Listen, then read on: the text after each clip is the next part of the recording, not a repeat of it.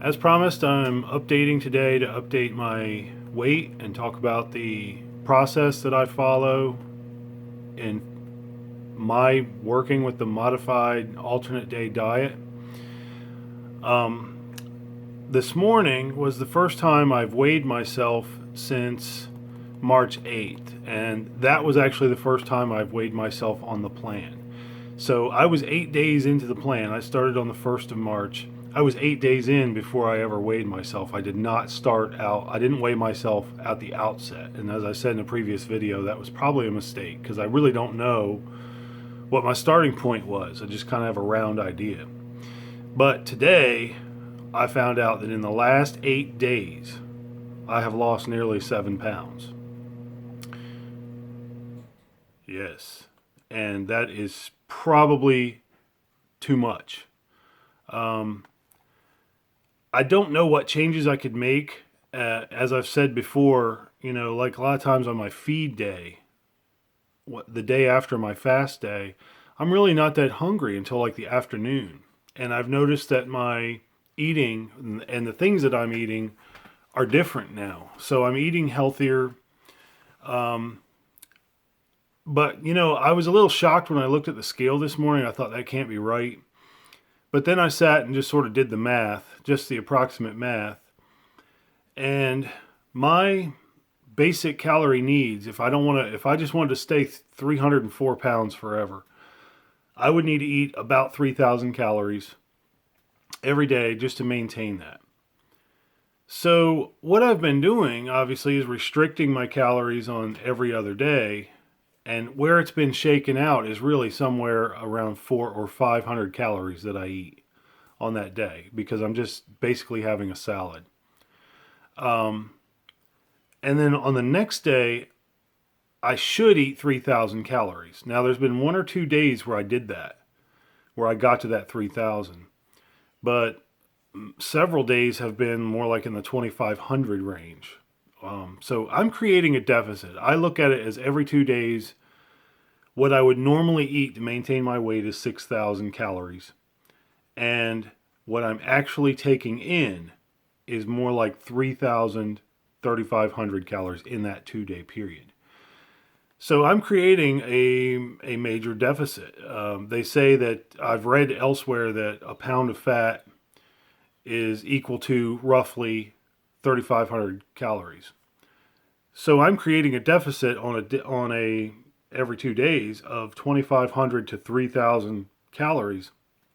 And that's just my known calories. I am not tracking. I do, especially at the outset, I was tracking every day. I was tracking my fast day, what I ate at the with the low calorie meal, and I was also tracking my feed days just because I'd never done it.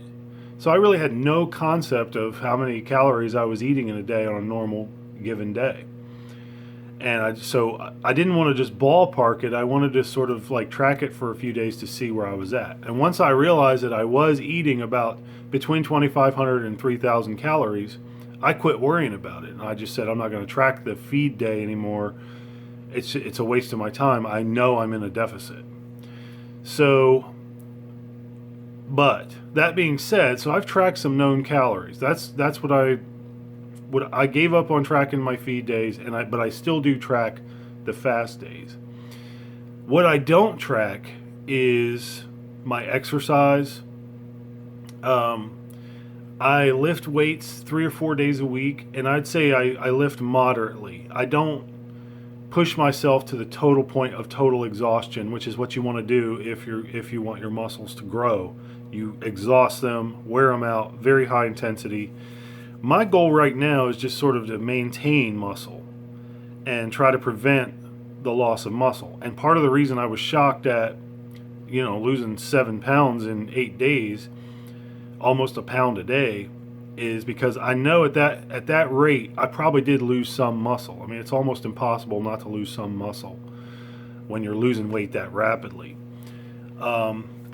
But yeah, so I lift weights exercise-wise. I lift weights 3 or 4 times a week, usually on the feed days. So on the days that I'm eating, that's when it makes sense to me to put the protein in, give my muscles what they need to maintain themselves. And then I'm also on fast days, I will try to just go for a walk, low intensity. I'm not out there huffing and puffing. I'm not doing straight cardio. I'm just going for a walk. It's a brisk walk. I don't want to waste my time. And so that's what I do on some of the fast days. So in terms of my exercise, I may do like 30 minutes of exercise 5 days a week.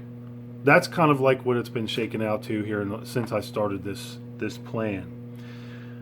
And so I don't count that exercise in my daily caloric intake. I'm just counting the calories that I'm eating. I'm not counting what I expend. And I'm not accounting for it. In other words, I'm not making any changes. If I go out and walk and I know I burned 400 calories on my fast day, I don't come home and eat 1,000 calories because I could. I could eat more, but I'm not doing that. So I think that accounts. Once I sat down and did the math on the 7 pounds, I realized, yeah, this is actually, it makes sense from just calories in, calories out perspective that I lost that much weight. Now I know that the fatter a person is, the faster they lose weight, especially at the outset. So I know and expect that in time, where it's dropping like this, it will just sort of taper off and get slower as it goes on.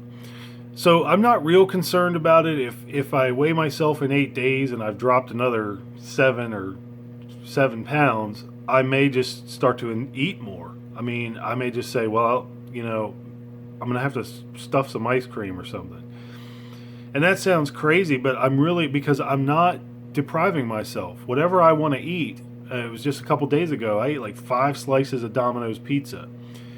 And just Domino's cheese pizza, one slice has like 300 calories in it. So I know at that meal, I ingested a crap ton of calories, like probably 2,500 calories or 3,000 maybe in that one meal. But so I'm not depriving myself. So if I'm losing weight, I'm not depriving myself. I feel good. I have energy. Even if I lose a little bit of muscle, I know that once I get my weight down, it's easy to rebuild muscle. I've done that before. I know my body knows how to do that. So I'm not concerned as much about the muscle. I'm just trying to get the fat off so that I can see what's going on with my body, and then I'll work with it from there. Now, and I'm saying I don't remember ever saying what my goal was. My goal when I started this plan, and I think it's realistic, was to lose 50 pounds. I measured myself on March 8th. That was after I'd started the diet. I measured myself then, and I was 304. So I figure if I lose 54 pounds, that'll bring me down to 250, and I'll be good with that. I weigh 297 as of this morning, and I'd be good with losing 50 pounds. And when I go on the government websites or like look at what my BMI, you put in your height and your weight, and it'll tell you like what your BMI is supposed to be. My weight is supposed to be 205 according to those calculators. And I'm just going to tell you right now, I will never weigh 205 unless I'm dying, unless I'm starving. It's the zombie apocalypse. I can't break into your house for some reason and steal your food, or something's going on. That's when I'm going to weigh 205. When things get really terrible, just a worldwide depression and famine and, an emergency type scenario is where I'm going to weigh 205. There's no way in this reality that I'm going to weigh that. So I think as a outset, at the very beginning, as a starting point, it's a good idea to set a realistic goal. A realistic goal for me is to lose 50 pounds, to get somewhere in the 250 range. So that's my goal in this process. The way I actually track my calories, I hadn't talked about that yet, is I use an app called MyFitnessPal. It's got an app for Android, iOS, and of course a website. It's a pretty cool app. It's got a database. If you're sitting somewhere and you're like, do I want to eat this thing? You can go in the database and you can look up roughly how many calories are in that forbidden food, whatever it is, if you're out at Burger King and you wonder how many calories are in a Whopper, and you just never thought to look it up, and you're thinking, should I order the Whopper? You can go in there and you can look it up and see how many's in there. But it's real easy to use. I use it on my phone, and I just scan. It's got a barcode scan, so most food you can just scan the barcode, put in how many servings of whatever it is that you're eating, and it'll just track it for you. It's very easy to use. It maybe adds 3 or 4 minutes to your day. It's not that big a deal, and it pays off in the fact that you can track not just your calories, but how much nutrition you've had. How much protein have you had? How many carbs have you had? And some of the major the vitamins are in there. And I just use it. It's free. It's easy for me. It's good for me to use.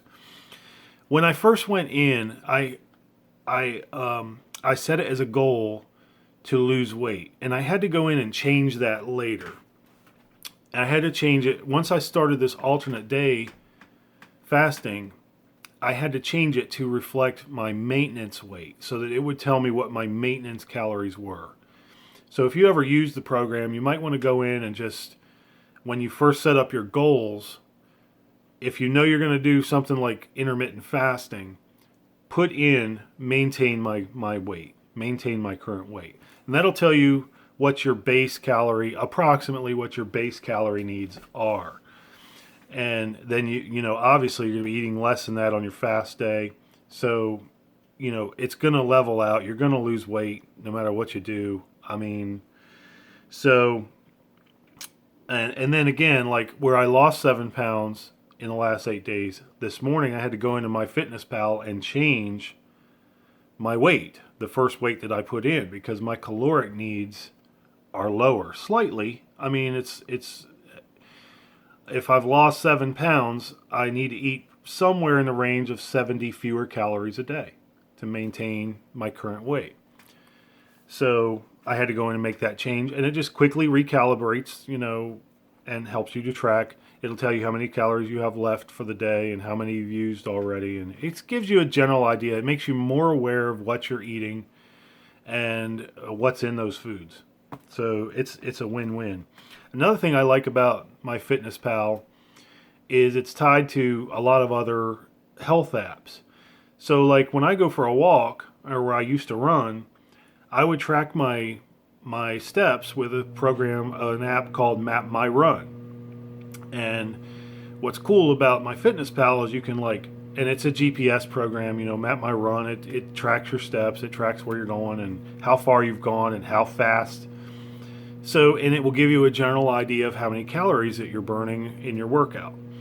Well, what's cool about this program, MyFitnessPal, is that it's tied to things like that. So like if I go out and walk for 40 minutes, MyFitnessPal knows that I burned 468 calories. And it's approximating, but it knows I have that, and it will actually add that to my daily calories for the day. So if I wanted to, because I've created a deficit while exercising, I could eat more if I wanted to. So it's just kind of a way to, if you're struggling on your fast day with your 500, your 600 calories, whatever your deficit is, whatever your allowance is, you can always take a walk. And you can use technology to track it and kind of figure out, hey, so that when you come back from that walk, you can eat more. You can have, more than you were supposed to. So right now I'm only tracking my fast days until my weight loss. If my weight loss plateaus, if I get to the point, 7 pounds is crazy, but if it plateaus, I will start to track my feed day again, and I will start to look at how many calories I'm ingesting, on that day. We'll cross that bridge when we come to it. In the meantime, as long as this body is torching fat, I'm good. I'm not going to worry.